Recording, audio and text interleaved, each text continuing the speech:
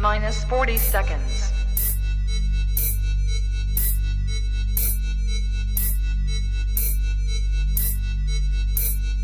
T-minus 30 seconds.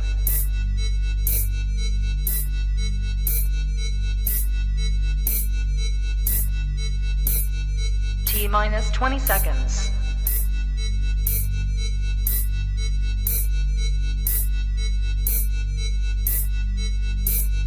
Ten, 9, 8, 7, 6, 5, 4, 3, 2, 1, 0.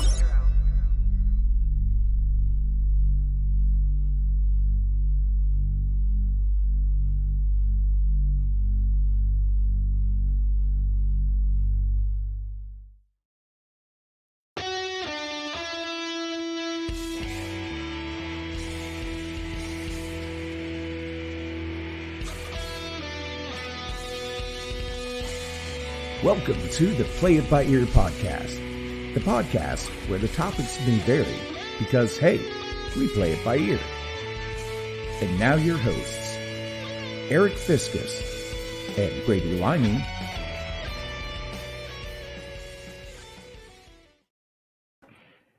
It's been a while.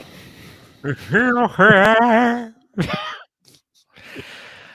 everybody. Hello. Hopefully we are over our technical difficulties and big boy jobs and all those things that keep us from being with us, our earbuds, our loyal, beloved earbuds. And we cannot stress enough, last week was not our flipping fault. No. It was our platform server. It was a comedy of errors. Eric would not be able to hear me. Then I would not be able to hear him because the software was like over-regulating and it was just going to extremes. And I'm assuming that's my theory. Yeah. And it just would not work. But we are back. Yes. Pow! And tech support was no support. Tech At all. support was like a loose fitting pair of gym shorts with no undergarments. That's how much support was given. Get that visual out of your head. Well, that that would only apply to the male earbuds in the audience. Well, that's true. Maxwell, always Johnny on the spot, always the first to say hi. Sometimes before he Jonathan even go on on the point of attack. made me think back to that Colonel Joseph Burrow. we had our way with the Williams. The Williams from Buffalo. Tell mother I'm sending her a bison leg. Yeah, by the way, Houday, majorly, how awesome was that? Sincerely awesome. Super Bowl 2 years in a row. I'm calling it. Oh my gosh. I couldn't I would not be able to contain my glee and joy. It would be surreal. And it's funny what kids remember because my child Panda, she's 7 now, and when we clinched and hit the field goal in overtime to go to the Super Bowl, I ran out of my house, ripped my shirt off in the middle of the winter, stood up on my landscaping rock, and was. And she's like, "Are you going to run outside this year without your shirt?" I'm like, "Shh." Well, I Don't mean, bring it up. first Super Bowl they went to, we weren't too much older than she is now. No. So, yeah. All right. Hello, Savannah. Savannah. Howdy, Howard. It's Howard William, not Buffalo William. Hello, Allison. James. Howdy, Mr. Heron. Don't jinx it. Maxwell, this team thrives on Yinxing. Yes, there's no such thing as jinxing on this team. They thrive on it. I'm calling it.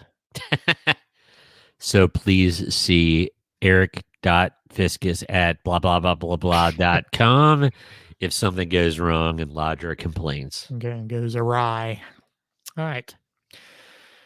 Go to our website, www.playbyyearpodcast.com, and learn all about our podcast, all about the things we do here and all that. Brady's drinking butterscotch beer. Yes, I want to go. I'm not drinking an adult beverage. It's butterscotch beer from the root beer family. Butterbeer for Harry Potter fans. Root beer. It's phenomenal. I didn't think I would like it, but it's absolutely an orgiastic feast of the senses for yeah. Hello, Triva. Welcome. Treat All it. right. So those of you who have not been with us before, probably all of you in the room have, but those of you on audio who have not been with us before, we have topics we each bring to the table. We have not had conversations on said topics, and we will exhaust said topics with our discussion, and we shall vanquish the Williams and move forward. Miss Hello, Wilson. Mrs. Wilson.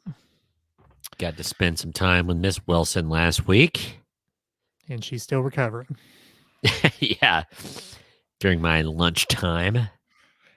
That sounds like a podcast waiting to happen. Lunchtime with Miss Wilson. Yes, there we go. Maybe next time she's in, just take a cell phone recorder. We can make it a segment. There we go. All right. So we are in the order on the screen in which we will go with our topics. I will be first. Brady will be second. So I'll start us off, and I will start us off with, as you all probably know, my affinity for game shows knows little bounds. I mean, there are very few game shows I don't like. There are some, but very few.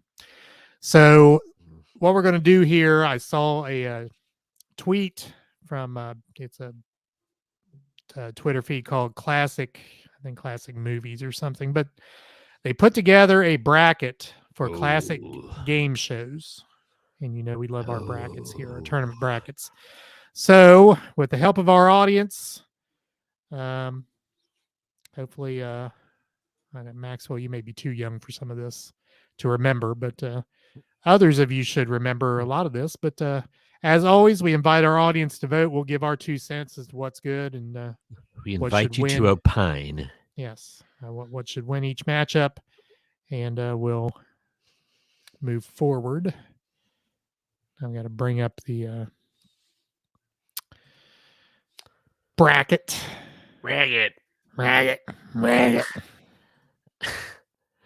A weird science reference. Here we All right. go. Yeah. Oh, man.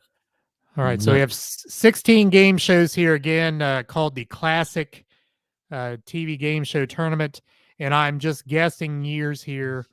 You have game shows from You Bet Your Life, which is in the 1950s, I believe, with Groucho Marx, all the way up to the most recent. I mean, some are still on the air, Wheel of Fortune, Jeopardy, called Classic because they started, actually Jeopardy started in the 60s. Wheel of Fortune started in the late 70s. So again, some of these are still on. Pressure Luck has come back in a different venue, Iteration. I guess. Iteration. Thank you. That's a good word. So some of these you may recognize from recent times, but they're all considered classic because they started in that quote unquote classic era. So seeded from 1 to 16, 1 plays 16, 2 plays 15, so on and so forth. You see the bracket there in front of you. So we will start. I would rather start. Now we'll just start with number 1. It's okay. All right. First matchup. Speaking of matches, number 1 match game versus number 16 Gong Show. Now I will say, I believe the Gong Show is underrated, underseeded. I mean, a 16 seed. I mean, it didn't have the staying power. I'll give you that.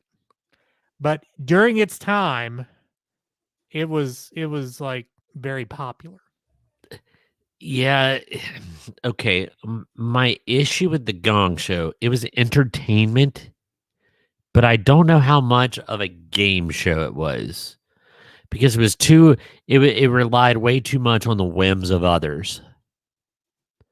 Well, So, like, if I was a Gong Show panelist, what would get ganged would depend on what kind of mood I was in. all right. So let's bring Maxwell up to speed here first. So he obviously he's never heard of it. Gong Show Maxwell was uh, late 70s, I believe, went into the early 80s, maybe. Yeah, But the premise of the show very basically was you had all these different acts coming on, these kind of vaudeville-ish sort of May stupid I? human tricks sort of. Yeah, go ahead. Maxwell, think of America's Got Talent. Yes. Yes. Very much like that, but in polyester and with 70s schmaltz smeared all over it. Right. So America's Got Talent has got the little X's, the little stripes Yeah. above the people who are voting. The Gong Show, per its name, had a gong. And whenever someone got so sick of the act that was in front of them, they got up and they banged the gong. And that With this sick large drumstick that had a big old inflatable, looked like a giant Q-tip. thank you. I always wanted to do that, though. I just wanted to, I didn't Yeah. necessarily want to bang. I just wanted that gong banger because I just wanted to like whack somebody with it, you know? So that's the show, Maxwell. Pretty simple to the point, and they would probably have maybe 5 or 6 acts on per half hour, and Yeah. then the one who won, it was some odd amount of money, $587.32 or something. I can't remember what it was, but it was, as Brady says. Did you say schmaltzy? Is that what you I said said? schmaltz, 70s schmaltz. Yeah. And then, like, in Maxwell, just for the point of reference, what it was campy, but what you didn't know this at the time, but evidently the host of the Gong Show, Chuck Barris, Chuck Barris. Yes. yeah, he claimed that he was a CIA spy, Yep. and all these outrageous things. But it's to be There's quite a frank, movie, isn't there? There's a yeah, movie? there is, and allegedly it's never been totally disproven. Yeah. There was definitely something there, but no, the Gong Show just I did not enjoy it as a Ute. Whenever it came on, I pretty much turned it off because it was too schmaltzy. I didn't need to see Kitty Wells get ticked off at a performer and gong them. But you had this, the beauty of the late 70s in game shows. You had this group of people who were celebrities, but their only celebrity was that they were on game show after game show.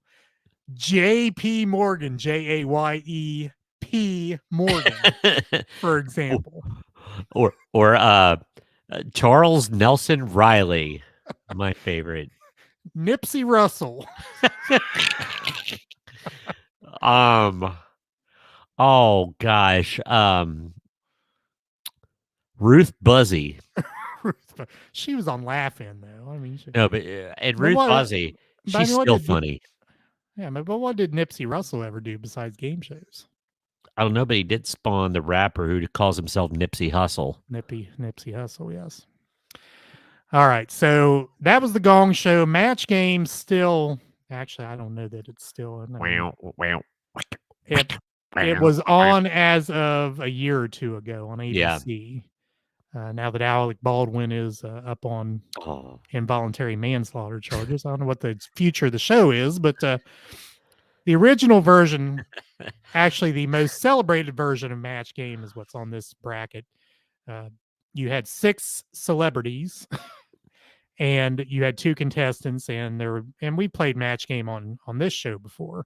Yeah, you read a question, there's a blank, and you had Alec. guess. Here you go, Eric. Okay. Alec Baldwin's in trouble. How much in trouble is he? He is so much in trouble that he better not drop the blank. So you as a contestant would choose a word to fill the blank in, then the celebrities would guess first. So they would try to match your guess, or you try to match their guess. And they would try as hard as possible to make the double entendre. They would walk up to the line but not cross it, because it was the 70s. And that was the beauty of that. Now it's like they just crossed the line. It's not as funny, I don't think. They just say it. Right. They just say it. That's not funny. All right. So there's our matchup: 1 versus 16 match game versus Gong Show. Match game for my vote. Yeah. Savannah says match. I also say match game. Jim says Gong Show is America's Got Talent without the talent. There you go. Yeah, right. Miss Wilson says Gong Show, America's Got Talent meets funniest videos. Yeah. And Howard says Gong Show, camp at its finest. I mean, Tanya, welcome. Match game definitely more entertaining. Richard Dawson was a classic. Yes. something that would be on the Gong Show is here is John Smith, and he is going to play the Notre Dame fight song using nothing but armpit farts. And yeah, I mean, and he'd get about 3 bars into it, and somebody would go up and gong it. You know, Right. That's kind of what we're doing. And I wish I was being. I think it's pretty funny, but anyway, I'm not too far off the mark, am I? No, not at all. Agreed, Tanya. Charles Nelson Riley was funny. He and Brett Summers, their back and forth there was. All right. Miss Wilson says match game. Tanya says match game. Match game running away. Says match game. Treva match game. Match game. It is. Wins the 1 versus 16. All right. Moving on. Jim says match game as well. I'll lodge his vote. All right. What happened to my screen? It disappeared. All right. Here we go. All right. So moving on down. We'll go to the left side of the bracket this week. We'll go to the right side of the bracket next week. Sounds good. Or I should say the first round. We'll go both sides of the bracket, but we'll do the first round. All right, 8 versus 9. 8, the $10,000 pyramid, which gave birth to the $20,000 pyramid, which gave birth to the $25,000 pyramid, which gave birth to $25,432 pyramid. Right. So you still have an iteration of the pyramid on to this very day with Michael Strahan as the host. The classic pyramid was Dick Clark, the ageless wonder Dick Clark, who looked the same up until he died. And number 9, concentration. So to explain concentration for those of you who don't know, concentration was a puzzle game. So you had, I think Put us back on the screen, Eric. Oh. Thank you. Why don't you want to look at the bracket? I have a face for radio. All right. So concentration was a puzzle game. You had, I think it was, I'm trying to remember how many like numbered slots. I think maybe 25 numbered slots or something like that. So you picked 2 number slots and you tried to get or match the 2 prizes behind the 2 things. And when you match prizes, then they opened up to see part of a puzzle, which is made out of pictures. So you kind of put the pictures together to make a little saying or something like that. So the idea was you get the number of prizes, then you can solve the puzzle. And of course, pyramid, again, if you don't know, like I said, it's on to this very day. 2 teams, 1 celebrity and 1 contestant would play against each other. And the object of the game is to try to get the other person to guess a word by giving clues. And you would win the first part of the game. You would get to the winner's circle where you would have 6 different categories. One person would be facing the categories. The other person would be facing away from the categories. And you had to explain what was there and the other person had to guess. So that's how you won the big money. In this case, $10,000, or now I think today you can win $100,000. So, which is probably is worth as much as $10,000 was back then. But anyway. All right. So the matchup, concentration versus pyramid, whatever iteration of pyramid I guess you like. I probably watched more pyramid in my day. And I'm still going to give it the slight nod. Concentration was cool. but I just did not. I did not dive into concentration as much. I don't know if it was kind of gone and past its prime by the time I paid attention, Yeah. but definitely we had a lot of fun with $10,000 pyramid making up our own stuff.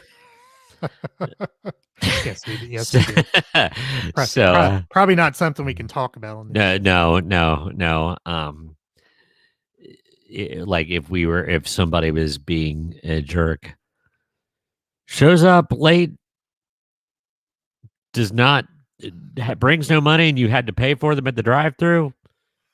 Ding, and we would say the name, and we make all the noises and everything. But yeah, I'm gonna go with pyramid. Yeah, I agree. Pyramid. Again, concentration didn't have the staying power. I think, as far as I remember, the last iteration of concentration, maybe it was the late '80s. I think Alex Trebek hosted it actually, but I think you did. yeah. Like you said, So, I think we were the generation in betwixt the original and then the attempted reboot. yep, correct. So All right, Miss Wilson, Pyramid. Tanya, that's a vote for Pyramid. She does vote for Pyramid there. Treva, match game already won. So is it concentration or Pyramid? Savannah, Pyramid. It's like Pyramid may run away. Oh, do you Jim think with any? concentration. Ooh, that's all right, Jim. That's okay. Yeah. It's like, do you think anybody ever like a different network try to cash in on it, so they would do like $16,000 rhombus and like the same concept but a different geometric figure to get around copywriting? Not that I know of, but Howard says Pyramid makes a good point. Concentration actually used pictures to solve the puzzle, the first use of emojis. Hey, good Interesting. point. That's a very good point. So I'm thinking out of our voters, I think Pyramid probably wins that matchup. All right. So moving on. So we had 8-9. Pyramid moves on. So that for next week will be Match Game versus Pyramid in that matchup in the quarterfinals. So moving on down, we have the Hollywood Squares at the 4 seed and You Bet Your Life at the number 13 seed. Now this one it may be a little, although I think there is a isn't there a You Bet Your Life on right now? I think Jay Leno hosts it. Actually, I think you're correct. I've not seen it. But I haven't either. In fact, I don't think it. I do not think it stuck. It was attempted, but it didn't hit. yeah. I didn't see it. I will be totally honest with you. I know Groucho Marx was on it back in the day. I know it's famous, but I can honestly say I've never watched an episode of it. Okay, so I'll give you the thumbnail sketch.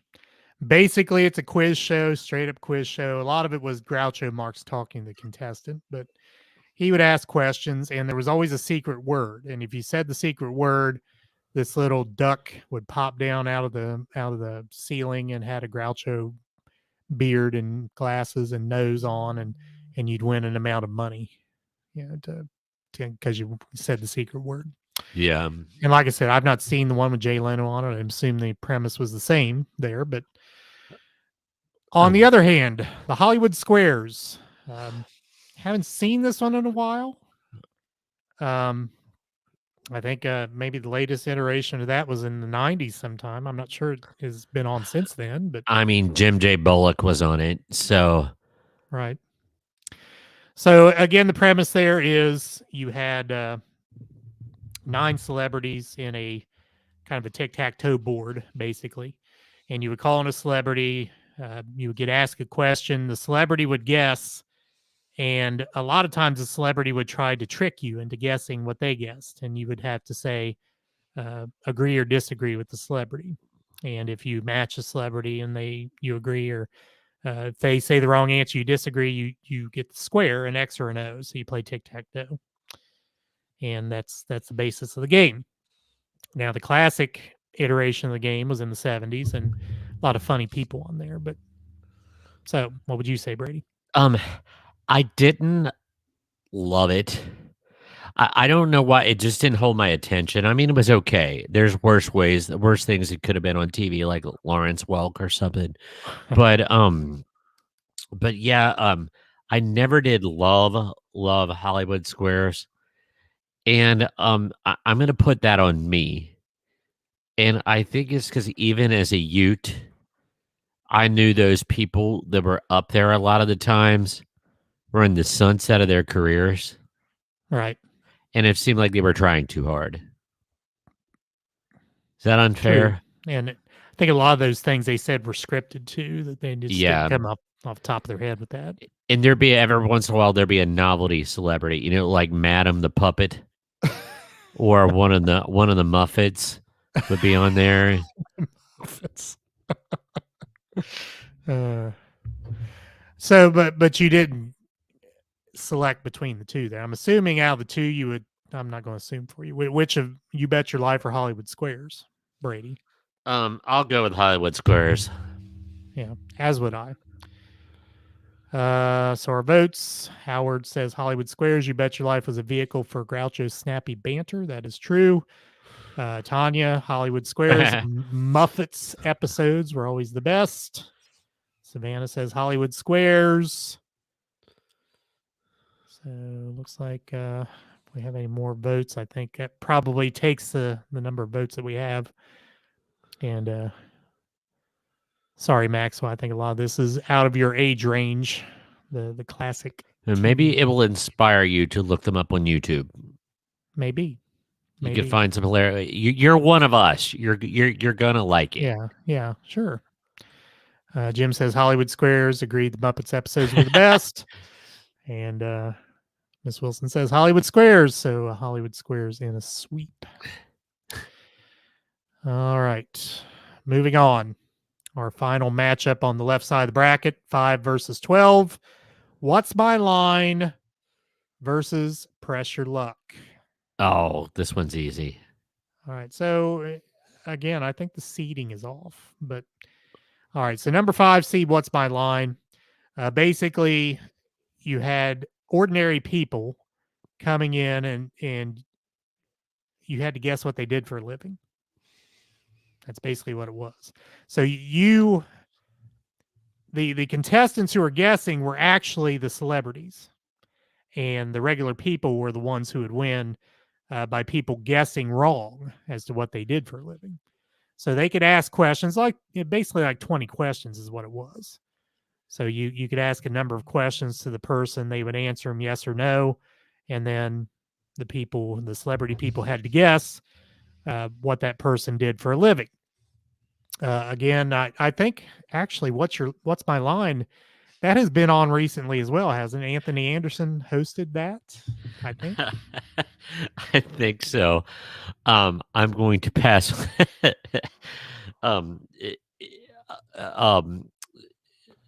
If I will leave the person's name out of it, but I got a comment from somebody who's listening. It's like Pressure Luck. That's what happens coming home from Taco Bell every time. Right. Yeah, but Pressure Luck's awesome. And I think the whole thing about Pressure Luck that was great was, of course, the whammies. Sure. And that gimmick, because you would keep on going and going and going, and then you could be on a great streak. And for those of you who've never seen Pressure Luck, it's like getting the bankrupt square or the bankrupt slice on Wheel of Fortune. It would just wipe you out. Yeah.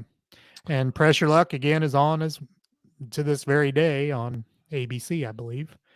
Not sure what day of the week it's on, but I think it's on a pretty regular basis right now. I mean, Pressure Luck, I mean, I know I say it when I'm trying to, when I want something not to happen, or I want something to go my way, I'll say no whammies, no whammies, no whammies. Yeah, right. Yeah, so.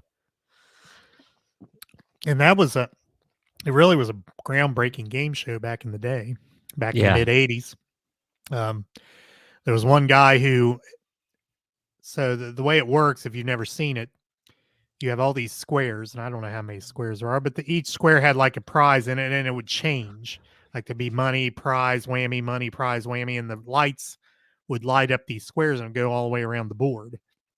And you hit your little button in front of you and yell stop. I don't think yelling stop did anything, but hitting the button would stop the lights, and whatever square you stopped on, that's what you got, whether it be a whammy, money, or a prize. But back in the day, there was only like 9 different like patterns where the square would go around the board.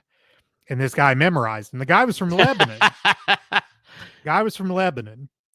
He memorized Ohio, Lebanon, Ohio, right? Lebanon, Okay. Ohio, yeah. Not like Beirut. No, not Lebanon, Lebanon. So he memorized the pattern, and he kept getting like $10,000 in a spin. Gosh. So he kept going. His episode lasted 2 episodes. So did they finally shut him down? Did they get wise to it? Well, you can pass your spins at some point. So he got to a point finally, he got basically worn out. And he started getting squares where he could pass the spins off. So eventually he won like $150,000, which back in 1985, I mean, that's about $1 million simoles. I don't know if it's that much, but I mean, it's close. I mean, pretty close, I would say. But yeah, there's a whole documentary about it and everything else. But interesting. The guy was, 40 miles up the road, but because it's like card counting in a casino, sort of. Right. Not illegal, but frowned upon. Unethical. Yes. Not sporty. So obviously they redid their software after that, and they came up with like 700 different patterns. Combos, yeah. So the Enigma puzzle, basically. All right. I say all that to say this: pressure luck. Pressure luck, yeah. All right. Miss Wilson, pressure luck. Tanya, pressure luck. No whammies. Anybody else? Pressure luck all the way. I would say. Although I think I've watched the Anthony Anderson What's My Line a couple times, but anyway. All right, moving on to the other side of the bracket. Again, a show that is on to this day, Jeopardy, and the number 2 seed, and one of my favorites in the number 15 seed, the Joker's Wild. Oh, dang, man. Yeah. So which I think the Joker's Wild is underseeded here, but anyway, I believe, I don't think I need to explain Jeopardy. I think everyone understands Jeopardy, so we'll just go beyond that. Joker's Wild.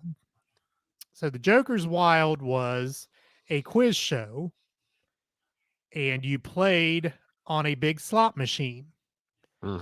So you'd spin the slot machine. There'd be 3 windows, and you'd have categories come up. You'd have money come up, or you could, and we'll talk about the final game here in a minute, but the first person to get to $500, and you got so much money based upon the money and the question that you chose to answer, that's how much money you got. So the first one to get to $500 round, and then you got to go play the final round where you just spun the wheel and amounts of money would come up, or a devil.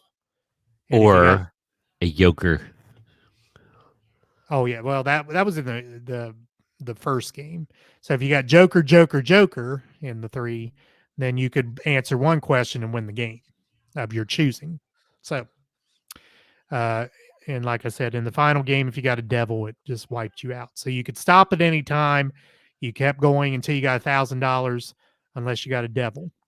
Yeah. Got wiped out. So again, this one, I'm going to tell you, it's kind of difficult for me.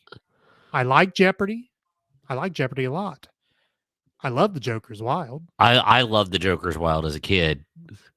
Yeah. Wasn't it on like 7 o'clock or 7:30? Yeah, something like that. And then because I would watch it, because once the Joker's Wild was over, the prime time began, the real shows. But I always wanted to get to the final round so I could spin that giant slot machine arm. Yeah. And for whatever reason, this show didn't have, I think they tried to bring it back in the 90s, but haven't. And with the advent of widespread gambling, I'm surprised the show hasn't made a reappearance. I know. But, I mean, Jack Barry was the original host, and He was implicated in the game show scandals of the 1950s, was kind of exiled from the country there for a while, went to Canada and did some things, and came back and put this show on the air, and lasted throughout. He died, and then Bill Cullen took over and went out in the mid 80s, came back in the 90s, I think, and they tried to bring it back, but didn't And then stick. there was the kid show, Joker, Joker, Joker. Correct. Which we had the Joker, Joker, Joker board game at school in one of our classrooms. I can't remember which grade that was, maybe fourth grade or something. I mean, bless its heart, it was the it meant well, but you just can't do it with cardboard cards, Right. If it ain't spinning, I ain't grinning. Right. Oh yeah, Howard, you do bring up a good point. Snoop Dogg did have a version of the Joker's Wild. Oh, he did recently. I never watched it. I couldn't bring myself to. He did. Oh, come on! I mean, Snoop Dogg and the Joker's Wild just didn't go together in my mind. It's just Lord knows what you want on that show. no kidding. All right, so our votes, Brady. Wouldn't it be the Toker's Wild? I see what you did there. Anyway, what do you say, Brady? I'm going against the green, and I'm not just trying to be agreeable with you, but I love Jeopardy. I tried out for it once. I need to do it again. But I still loved Joker, Joker, Joker, and there's a lot of nostalgia associated with it. So I'm going Joker, Joker, Joker. I mean, Joker's Wild, excuse me. Wild. I believe I go Joker's Wild as well. But I think we're going to lose the audience vote. Oh, yeah. Miss Wilson says Jeopardy. Howard says Jeopardy. Jim says Jeopardy. Tanya said Joker's Wild. So it's yeah. 3. Oh, Savannah. Savannah breaks the tie. Yeah, I think she just put the kill shot on. Yeah. So Jeopardy ekes one out. Like I said, yeah. I believe Joker's Wild was underseeded. All right. Another underseeded, in my opinion, game show here, just due to longevity, I guess. Family Feud at number 7. And the Newlywed Game at number 13. This one's easy for me. Okay. I'm much more in tune with Family Feud. So what, should I explain here first for those who don't know? I think people know Family Feud and Steve Harvey. Yeah, I don't think we have to go over their feud much. The Newlywed Game. So here's the basis of the Newlywed Game.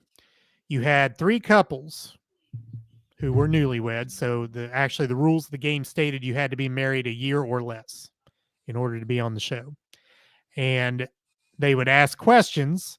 First, they would have the wives out and the husbands would be sent to the back. They would ask the wives questions.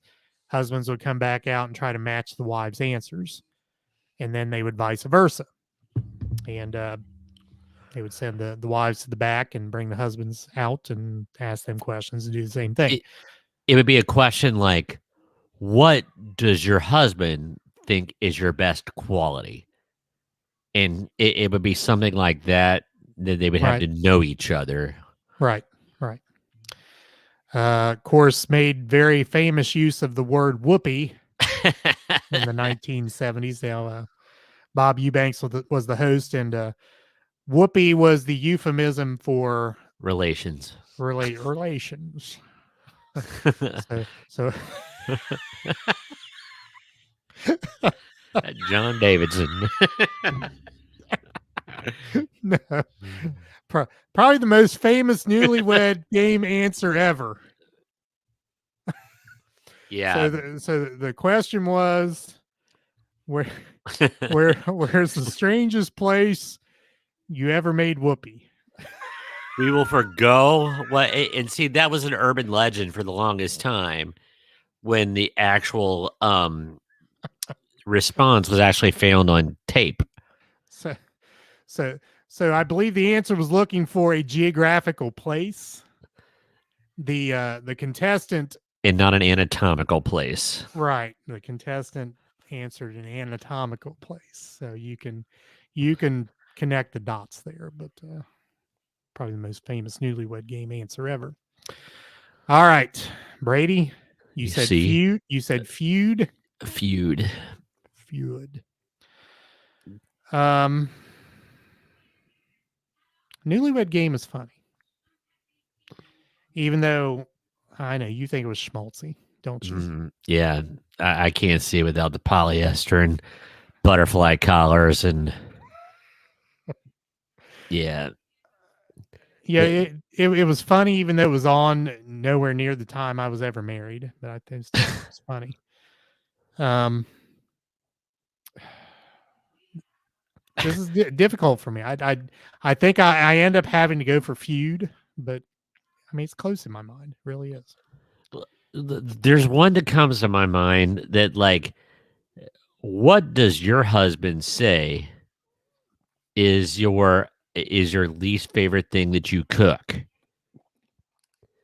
and or the best thing that you cook? And she was like, "Oh, it's my meatloaf, definitely. He loves my meatloaf." And then the guy would come on and was like, "Well, I can tell you what it's not." And of course, they don't know what each other's answer is. Like, "I can tell you what it's Right. not. Ooh, it's not her meatloaf." And then there'd be fisticuffs and a Donnybrook once, like, and I think Tanya, yeah, it was Tanya. There was always they could take the large card that they wrote it on and smack them on the head. Yeah. Now, Brady, I don't know if you're aware of this or not, but there was a show that was similar to the Newlywed Game, and I can't remember what it was called. I'm trying to remember, but anyway, the premise of the show was who knows you better, your wife or your secretary? Oh. Speaking of fisticuffs, Yeah, that's just ask. Oh my gosh.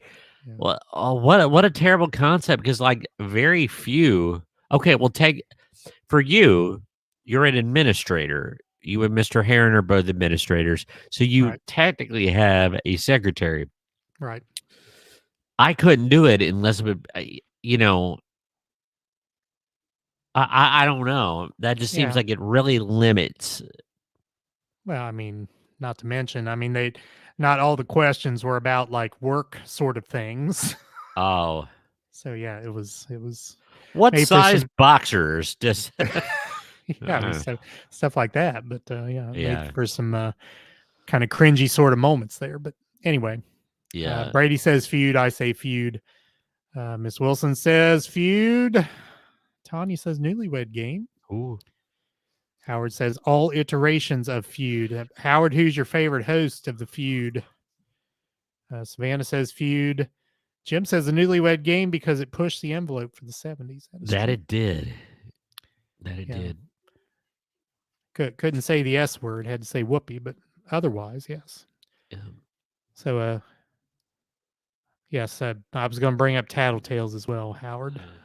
Celebrity, yeah, Brady hated Tattletales too. Yeah, Tattletales is basically celebrity version of the Newlywed Game, but same sort of idea. But you had celebrity husband and wife rather than just plain people. Yeah. All right, so yeah, tell me your favorite host, Howard, and we'll move on here. Steve Harvey says. He's pretty good. I know Richard Dawson is the classic, but Steve Harvey is pretty darn good. Yeah, I think he does a good job with it. Now, Steve Kern, there was nothing wrong with him, but I don't think he's as Richard Karn, you mean? yeah. Who's Steve Kern? Oh, he's a member of he was a member of the Midnight Express wrestling tag team. Sorry, wrong Kern. Richard Karn. Yeah. All right, moving on. We have Password. And again, I think a show that is woefully underseated, Wheel of Fortune. All right. So Password, again, basically we talked about the pyramid. The pyramid basically is a graduated version of Password. So you just had, a matter of fact, I think Password has a real recent version within the past year. It's been on the air, but basically you had a secret word and you had to give clues to your partner just by using one word clues. And you had to try to get the other person to say the word. So you hear the whisper. The password is. circle. So then you and your partner, there were 2 teams, 2 people each. Round Yes. has a Nope. radius. Right. Things like that. There's a 1-word clues, and it would go back and forth until someone got the word. All right. So Wheel of Fortune. I don't think I need to explain Wheel of Fortune. I think everyone knows Wheel of Fortune. This one I think is a slam dunk too, because Password is close enough to other games, but Wheel of Fortune, bless his heart, Pat Sajak has been the mainstay in Vanna, and still is culturally relevant, because I know Twitter was blowing up about some outfit that Vanna White wore last week, where she looked like a superhero costume. Yeah. So like it's still definitely Wheel of Fortune. All right, Brady. So trivia question: who was the first host of Wheel of Fortune? Flip. Is it that Kennedy dude? No. Bob Eubanks? No. Peter Tamarkin? No. I have no idea. Chuck Woolery. Oh yeah. Yeah. And Susan Stafford was the first letter turner. And actually, I think Pat Sajak was on with a season with Susan Stafford, then Van White came on. So I think they're kind of a year apart. It's 1982-ish, something along Yeah. that. All right. So I say Wheel of Fortune. And you said Wheel of Fortune? I said Wheel of Fortune also. All right.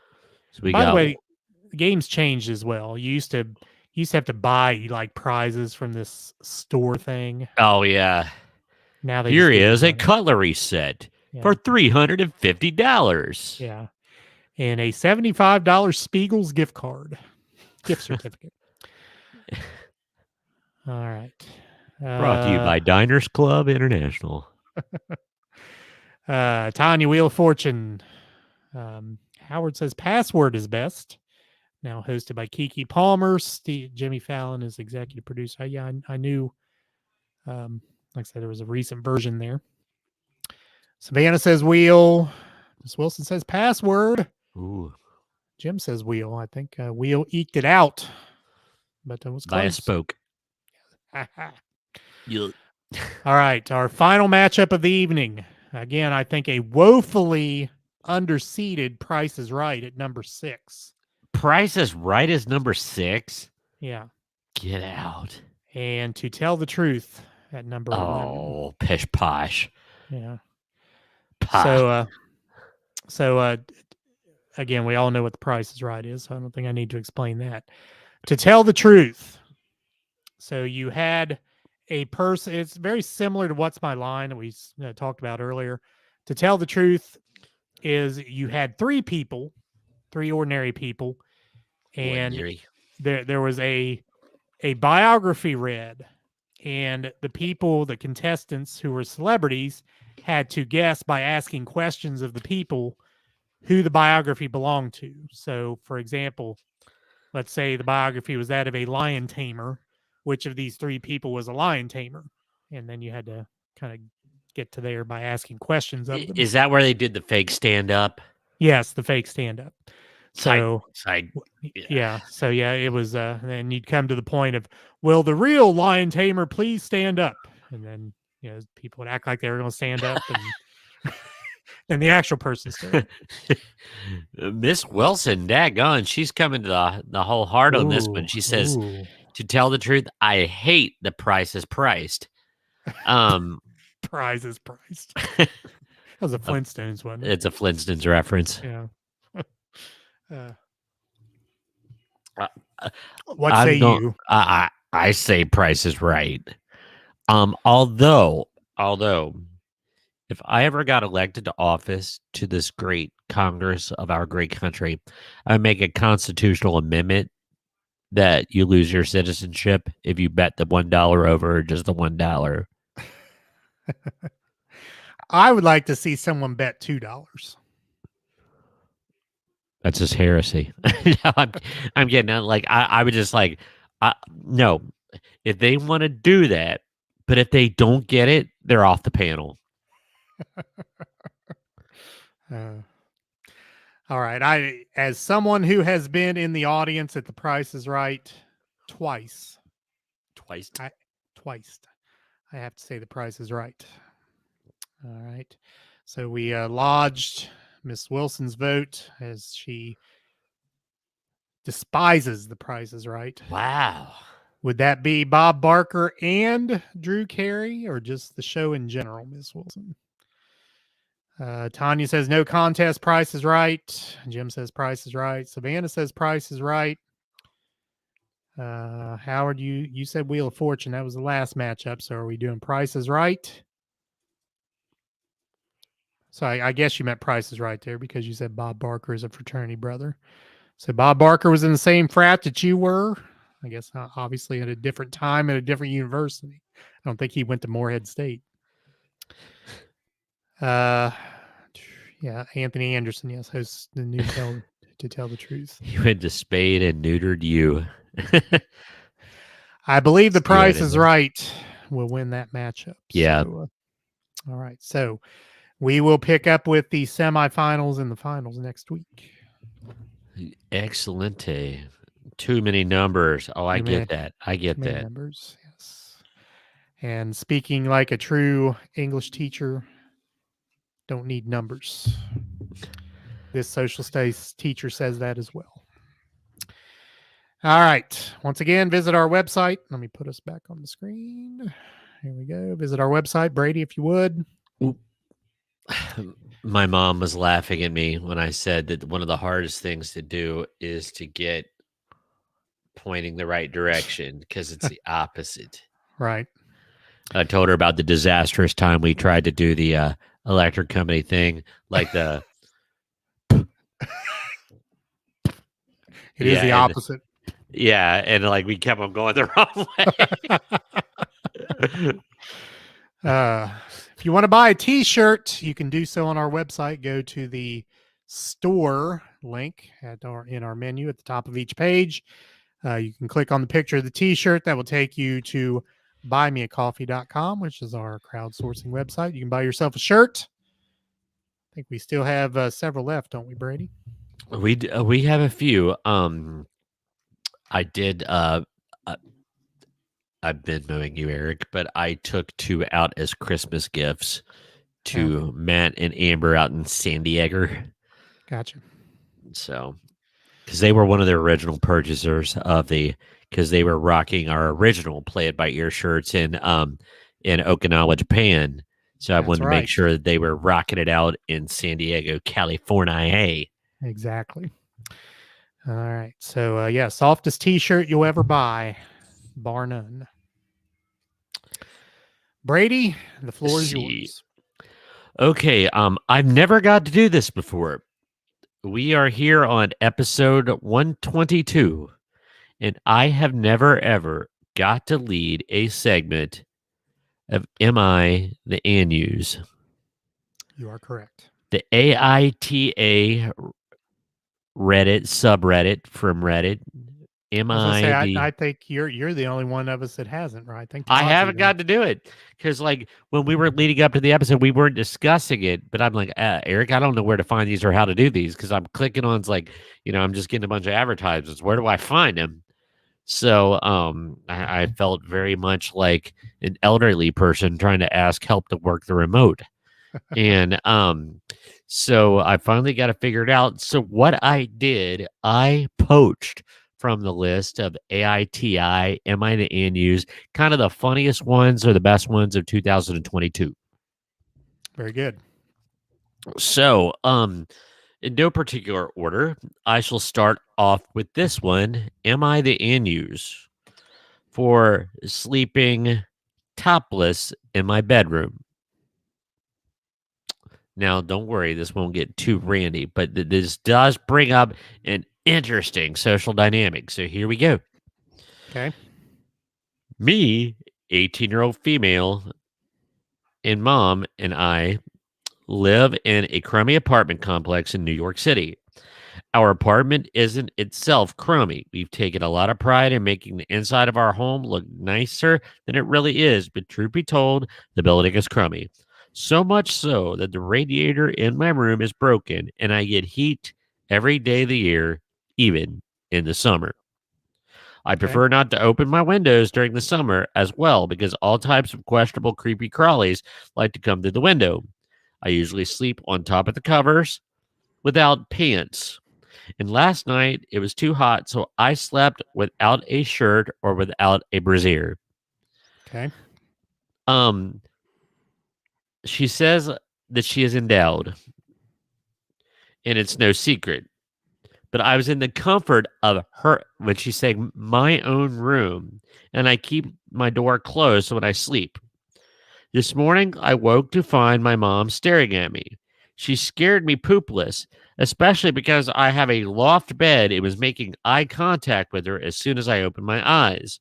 She stood she stood there and screamed at me for 20 minutes, telling me to put a shirt on and calling me a ruthless hussy for sleeping without a shirt while her boyfriend was there.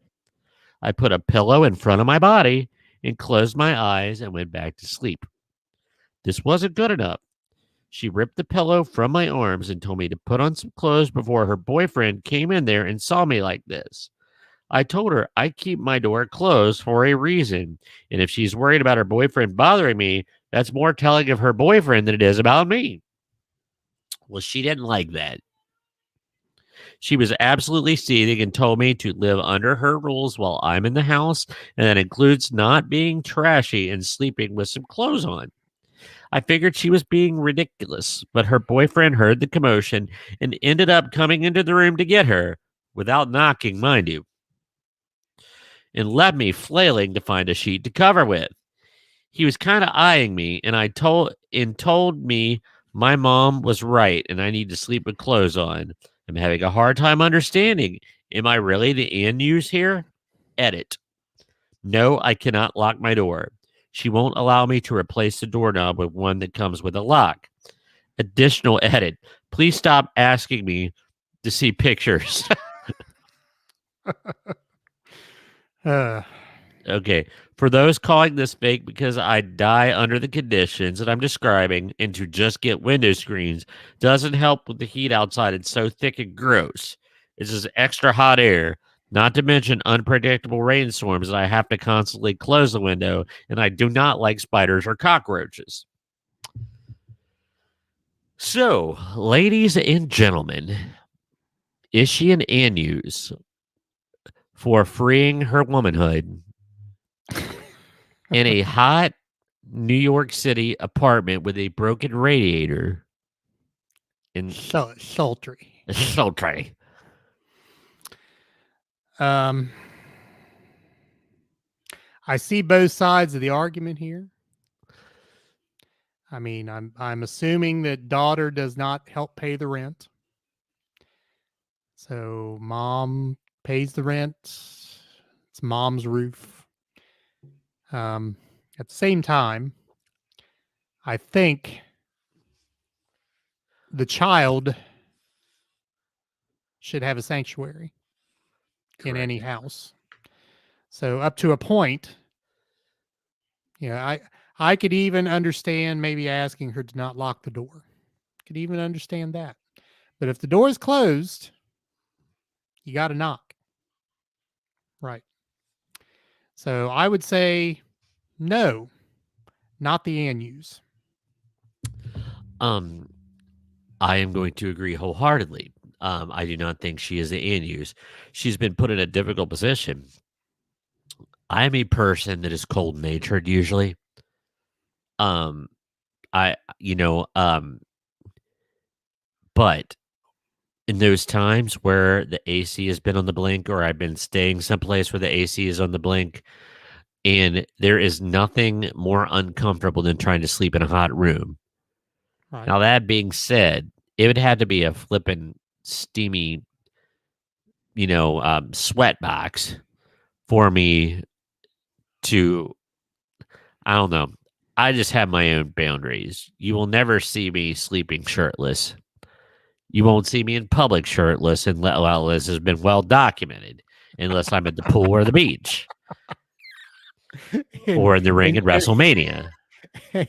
and you have a problem with anyone else being shirtless as well.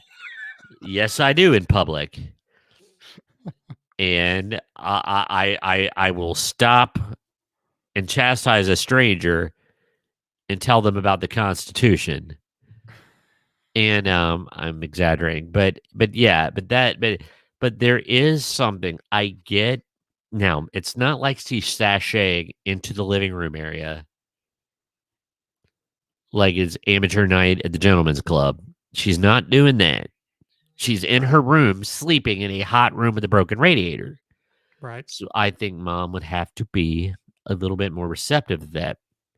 And I'm going to read betwixt the lines here. There's something unsettling about this boyfriend. Indeed. My alarm bells are going off. I mean, I'm not saying that he is a predator or anything, but he must be a little bit skeezy.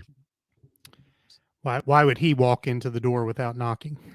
Well, yeah, exactly. And now he came in because he was retrieving the mother who must have been screaming. He thought he might have been, saving somebody from a domestic fisticuff. But I don't know. I do not think she is the Anus. And this just seemed like it went way too far.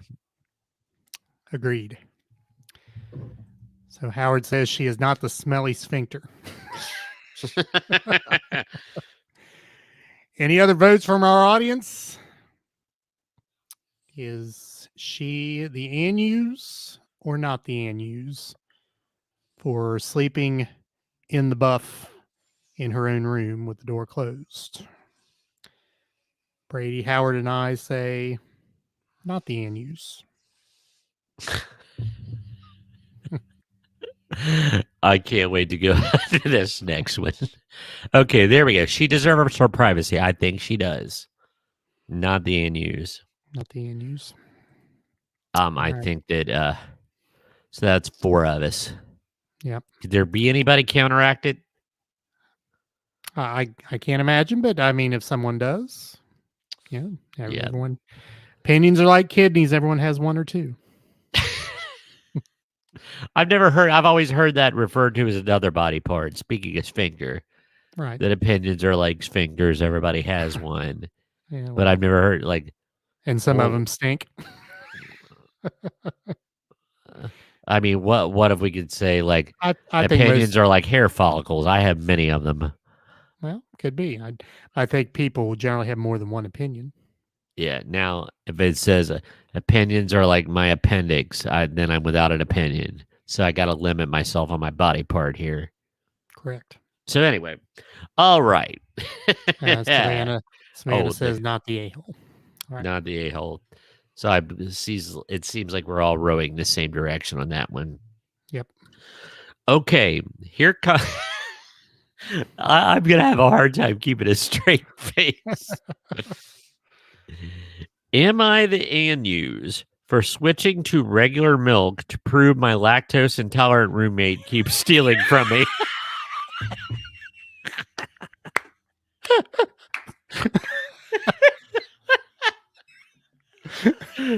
I can't wait to hear this one. Here we go. And hence, a guy suspects one of his 2 roommates for repeatedly stealing his food. Well, where the heck? Hold on, let me get. Okay, here we go. All right. Me and 2 other guys share an apartment together, and we split all the bills. The only thing that we do not split costs on are the groceries. Everyone's in charge of buying their own food, and we don't touch whatever does not belong to us in the fridge.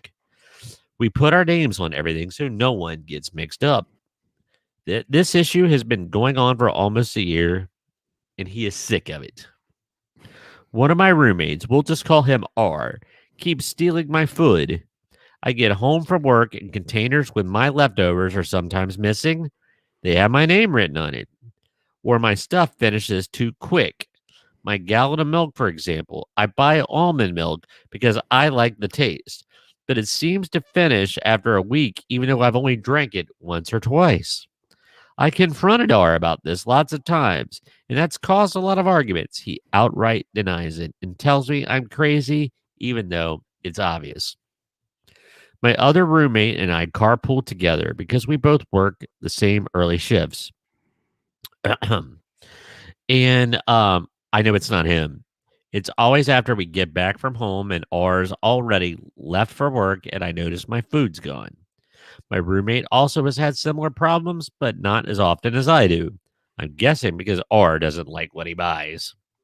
The funny thing is, R buys a lot for himself and is even more stingy about his food. He will literally point out what's his when he comes back from the grocery shopping and tells us not to touch it. Well, last week, my milk was nearly empty again, and I got fed up. I went to the liquor store, which is a strange place to go buy milk. But anyway, I went to the liquor store and bought regular dairy milk. I drank what was left of my almond milk, and I refilled the gallon with the one that I bought. This was to catch or prove that R is the one stealing, since he is lactose intolerant. The next day, we get back from work, and R is, and I'm going to quote, pissed. He yelled at me that he was stuck in the bathroom for 40 minutes with diarrhea because of my milk. He was using it to make a shake. I responded with, so then you're the one who's been stealing? He freaking exploded with anger, not rectally. Yet, he admitted he sometimes was drinking my milk and eating my food, but he was more mad that I switched milks than the fact that he was caught. I told him I wouldn't have done that if he would have just stopped taking my stuff from the fridge, or at least told the truth about it, instead of trying to make it seem like I was making it up and gaslighting me. My roommate backed me up and thought it was kind of funny that he got payback from stealing from us. It got a little tense, and my roommate told me that R is trying to convince him to agree to kick me out. Little does he know, we're both looking to move somewhere else together because we are sick of his feces. I'm editing here. I told my buddies what happened, and if you think that I am an ANUs for that, I feel like I'm not in the wrong here. He's taking my food and not owning up to it. I wanted to prove it. Does that make me the ANUs?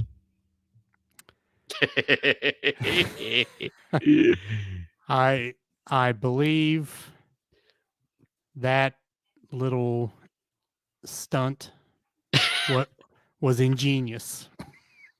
Not the ANUs. Yes, the slow clap. Slow clap. Outstanding. Not the ANUs. You know, if you're confronted and you're doing it, just own up to it. You don't end up in the bathroom with You do the diarrhea. crime. You do the bending over and sweating in pain. Not the ANUs. Not the ANUs is what I say. Howard says, not the a-hole, it is justified gastricide. Savannah says, not the a-hole. That is just absolutely brilliant. Indeed. I can just imagine like that uncomfortable moment. They're like watching a quiet movie, and all of a sudden this guy starts ripping butt darts left and right. And you know, because it's obvious what had happened. Miss Not Wilson the says ANUs. not. Jim says not. I the think it's ANUs. unanimous. Yes. It's unanimous. It's anonymous. Oh my gosh. Yeah, that one was tremendous. Okay, all right, now that one's not very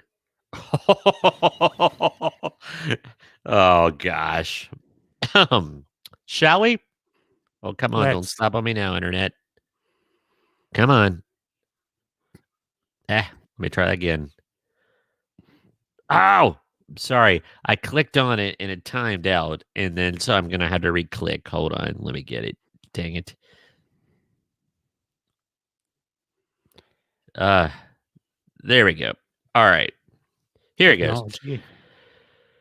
Am I the Anus for planting prickly bushes in my front yard to keep the neighbor's kids off my property?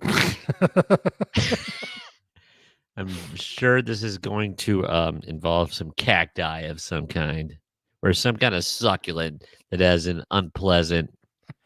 All right. Oh, so this was the update one. So I got to go to the original one. They're making me jump through all kinds of hoops. So I'll put this comment up while you're looking. Miss Yeah. Wilson says he should have asked him if he was almond milk intolerant and not told him it was real milk. Yeah. Okay. I'm having a hard time. It's making me. I want to read this, but it's not letting me.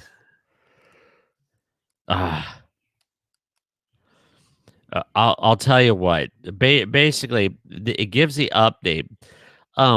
But these neighbor kids were coming into his yard, and he wants them off his yard because they were like messing some things up.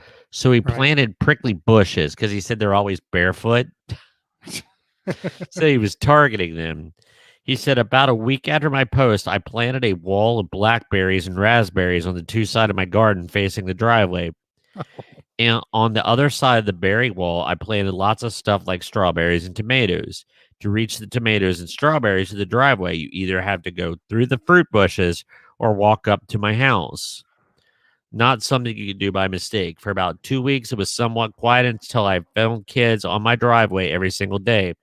As far as I know, that they did not enter the garden, and I hadn't noticed them walking around my house anymore. So I figured the bushes were working. About 1 week ago, berry season started, and my bushes are now full of raspberries and other kind of strawberries as well. The neighbors noticed, and first I caught the boys picking and eating the raspberries that I told them off and dropped them off at home. Told their mom that I caught them stealing. That's how I see it, because it's my fruit. Fruit. And then I would call the cops next time. She huffed and puffed and told me to grow up and took the boys inside. After that, it was quiet up until yesterday afternoon when I went out and found the dad and his two sons right in the middle of my garden. When I returned, clearing my bushes and plants. I didn't even confront them. I just called the cops from a distance as they hadn't noticed me yet.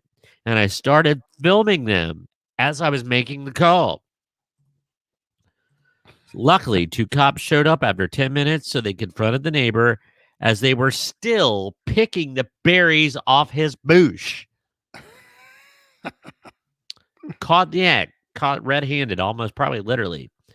They told him that they were trespassing and that the berry picking was in fact considered stealing, that I could press charges. For the first time, I noticed a bit of fear in my neighbor.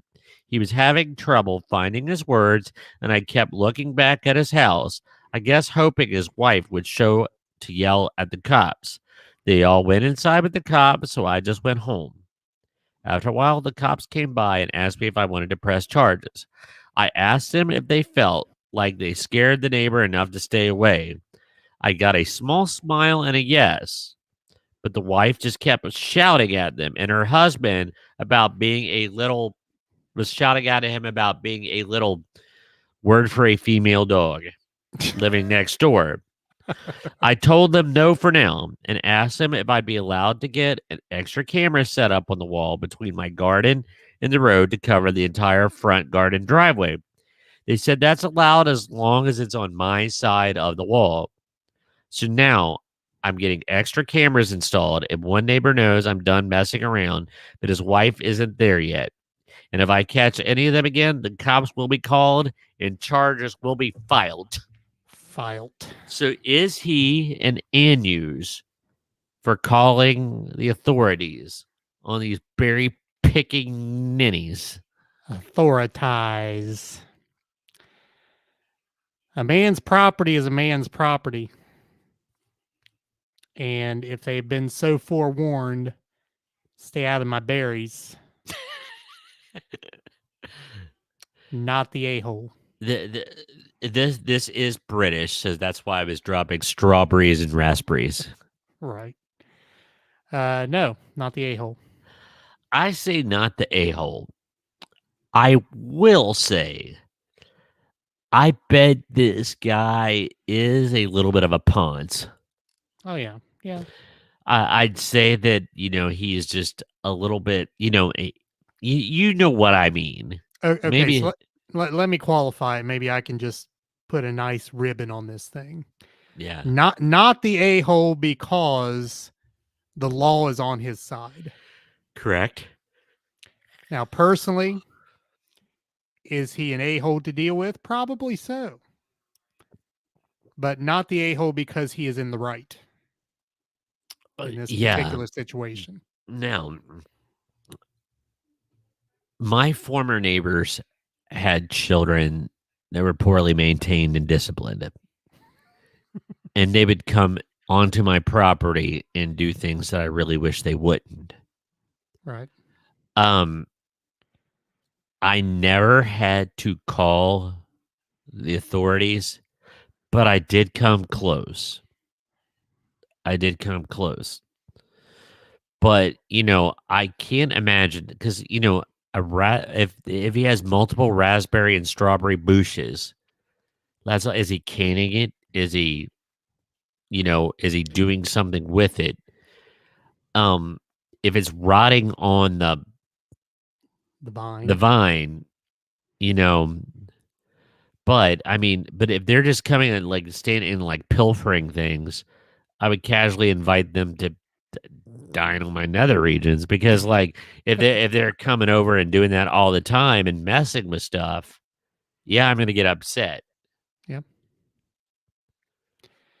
But it sounds like he put some of the bushes up there to be a deterrent. Oh yes, and then he unwittingly, the deterrent became the lure. Right. Because they were uncomfortable to bare feet, but then they bore fruit. Correct. So let's see what's everybody saying here. Not Howard says, not the a-hole, bet someone called him a prick. literal. Not Santa. the Anus. Miss Wilson agrees with me. Yeah. So I bet he was a Ponce, but he's not an Anus. Correct. Once again, because the law is on his side. It is. I'm assuming, I think Jim's been voting, and say Jim probably goes along with that. All right. Anything else there, Brady? Let's do one more. We're getting up against the 1 hour and 18-minute mark. It just seemed like 2 minutes. So this was actually the number one. This was voted like the best one. Yeah, well, I guess. So am I the Anus for suing my girlfriend after she had my 1967 Impala project taken to the scrapyard? Hold on. I put Jim's vote up here. Jim says he was the Anus. He should have taught the kids to care for the bushes. Yes. Yes. Correct. Put him to work. Yeah. Okay. I'll try to keep this short.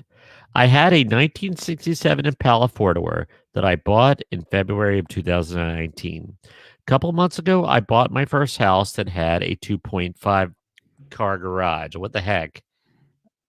I don't know if he's being funny or literal. I don't know. But anyway, I moved the car and started tearing it down for a complete restoration. I had the body in one bay and the chassis in the other. Plus, the whole garage is filled with parts. About 2 months ago, my girlfriend came to live with me during this whole crisis, and the whole time has hated that car. She wanted to park in the garage, but I have 2 acres of land with a lot of nice places to park under shady trees, or heck, even in the barn if it had to be inside. I told her, tough luck is my house. And it's not like I can just throw it back together real quick. This is my house, Eddie. My house. You don't like it?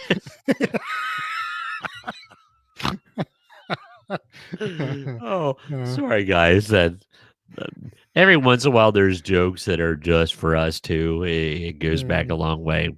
Just watch or listen to Eddie Murphy's Delirious comedy CD. Anyway, sorry. So anyway, I told her tough luck is my house, and it's not like I can just throw it back together real quick. Anyways, I was out of town for a couple days on a business trip for a small local company I work for. When I got back, my girlfriend was all smiles, making me food all the time, doing all the chores, all of that. Thought maybe she was just happy to have me home, but then I realized I didn't see her car in the usual spot. I asked her where she parked so I could make sure to mow that area and keep it clean. She said not to worry because she parked in the garage. Well, I asked how, and she told me to go check it out. Turns out that while I was gone, she hired some people to come over and move everything related to that care, including the drivetrain, the body, the chassis, and all the parts, and take it to the local dump scrapyard. Dump. I was absolutely dumbfounded. I had spent $11,000 on that car, including new parts, services, and the car itself. I told her that I was going to be taking her to court for that, and she brushed me off like I was being dramatic. Well, I told her that it's done between us, and to pack her things and get out. I admit I was very angry, but I did end up getting a lawyer. And as I have all the receipts for all the money spent that I have on, I have all the receipts for all the money spent, and I have her on my house's security cam footage, letting the guys in and watching them take it away. All I can think is I'm going to win. Her family and friends are absolutely blowing me up, saying it's just a stupid old piece of junk and that she cannot pay back all the money that I spent and that I should just let it go. But I've been putting all my time, effort, and money into that car for a year and a half. And now, gosh darn it, I'm paraphrasing, I am not going to get justice for what she did. So I'm taking her to court. Am I the news?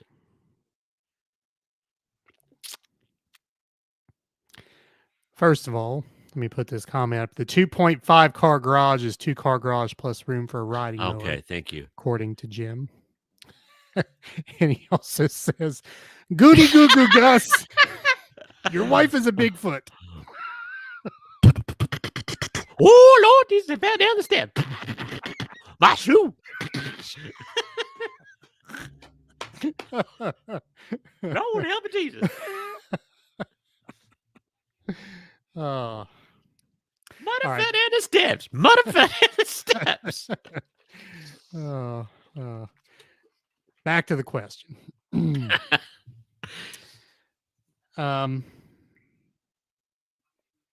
Is it something I would do?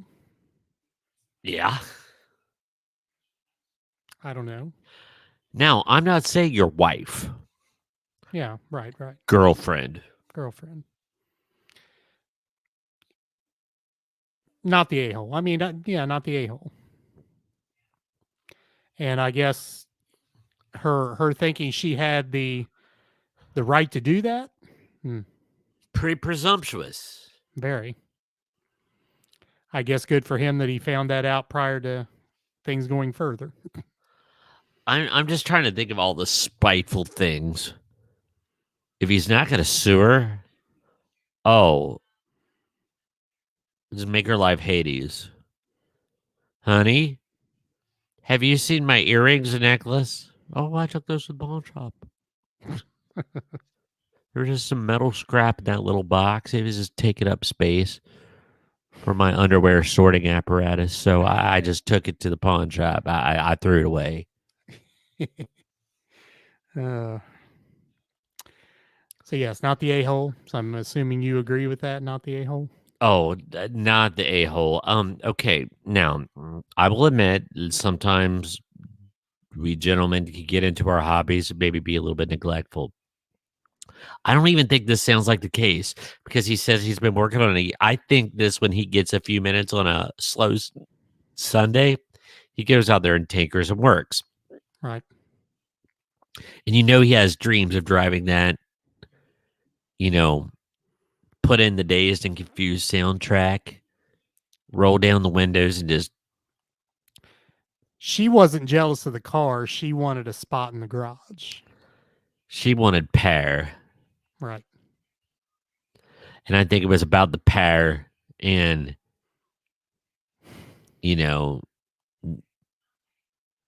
I find her repugnant and repellent. Yes. POW''R. Power. So, this one's hitting a spot. It's making me angry. Because, I kind of want to go in, who do you think you are? Who do you think you are? Because, it's so disrespectful.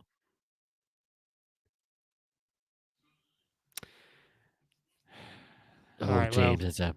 Yeah, we'll put the votes up here. Howard says, not the a-hole. He should sue her since she wasn't the owner. Press vandalism and theft charges. Savannah says, not the a-hole. Jim says if he actually takes her to court, probably then he is the a. See, now that's almost where I am with it. I mean that $11,000. Yeah. We're not talking about 150 or 200. We're not talking about your autographed Ernest Borgnine collection.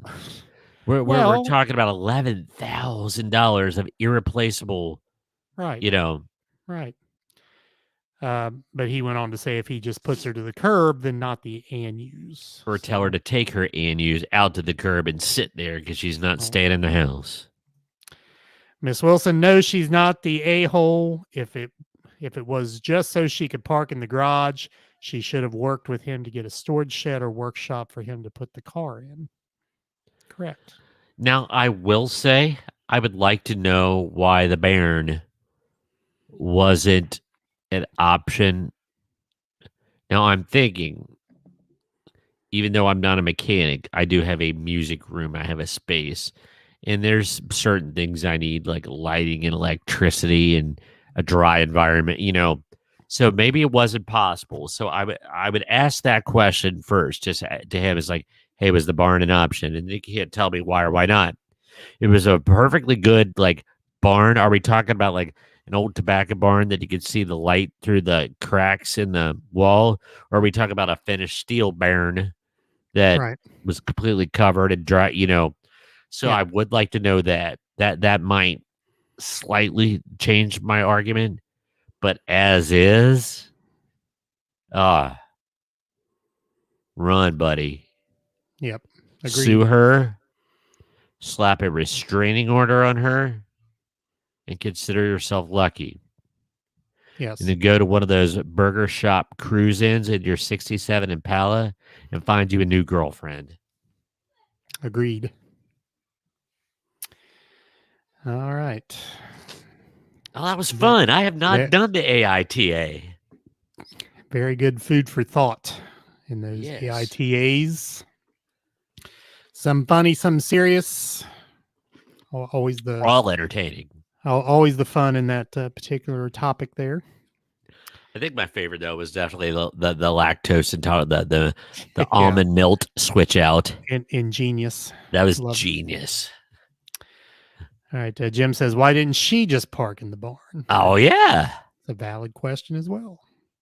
If it is good for the goose, it's good. Well, if it's good for the gander, it's good for the goose. Correct. So if she's like, "Man, you can just park in the barn," why don't you park in the barn? You park in the barn. And the guy who drank the real milk, it was like going through a goose. And probably honking just as loud. All right. I believe that rounds us out. All right. Good that we got back on this week after our trials and tribulations. Yeah. Like I said, the grown-up jobs definitely came into play a couple weeks ago. It's an occupational hazard coming up against, the end of 9 weeks in meetings and things like that. And sometimes I just can't help it. Yep. So that was the case. But last week, I would like to call tomfoolery on our provider. Indeed. So we were not enthused about that. We were not. All right. As always, our audio version will come out at 3 a.m. on Friday. You can find us on anchor.fm, Spotify, Apple Podcasts, Google Podcasts, iHeartRadio, and the iHeartRadio app, and most anywhere you can find the audio podcast. Video-wise, we're on YouTube. Search us out at Play It By Ear Podcast. Follow our channel. Twitch. Also, Spotify has our podcast on video as well. Social media, we're on Facebook, Twitter, and Instagrams. You can find all those links on our webpage, www.playitbyearpodcast.com. Interact with us via email. The address is admin@playitbyearpodcast.com. You can leave us a voice message, which we will put right into the audio version of our podcast. You can click the link at your podcast provider on the iHeartRadio app. You can click the microphone. It says talk back, and you can leave us that message. Anything else for the good of the order, Mr. Liming? No, I did want to just really give a quick shout out to one of our listeners and our good friend Kyle Brewer. He was trying to comment, and he could not get it to pop up on our screen. So I'm just, for his sake, before we go, he was definitely a fan of the Pyramid, and as he states, he's a big fan of Richard Clark. Richard Clark. As we all are. God rest his soul. All right. Join us next week here on Wednesday night on the Play It By Ear podcast. Brady, take us out. See you next week.